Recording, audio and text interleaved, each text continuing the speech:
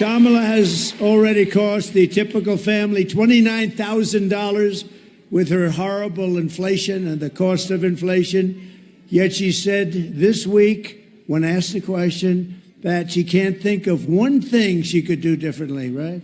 So, you know what?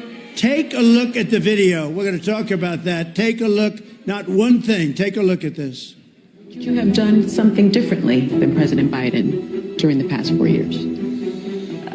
There is not a thing that comes to mind. I stood there on the tarmac watching you check your watch. The chaotic and deadly U.S. evacuation from Afghanistan stunned Americans and the world and cost the lives of 13 U.S. soldiers. Would you have done something differently? There is not a thing that comes to mind. More than 13,000 illegal immigrants convicted of murder have been caught at the border and then released into the United States. An Afghan national is in custody today after being accused of plotting an election day terrorist attack. The suspect entered the U.S. on a special immigrant visa. Gut-wrenching new details in the murder of Georgia nursing student Laken Riley. The illegal immigrant suspect, who cops say committed the heinous murder, is a Venezuelan national who crossed the unsecured southern border back in 2022. Two men investigators say are in the country illegally from Venezuela are charged with capital murder in the death of Jocelyn Nungaray. A fifth illegal immigrant accused of attacking two New York City police officers over the weekend showed no remorse or regret. Would you have done something differently? There is not a thing that comes to mind. Only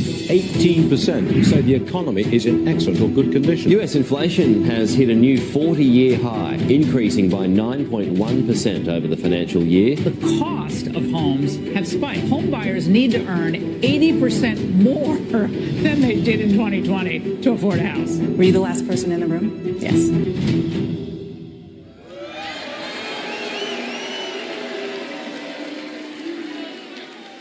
So that answer that she would do nothing different is totally disqualifying her.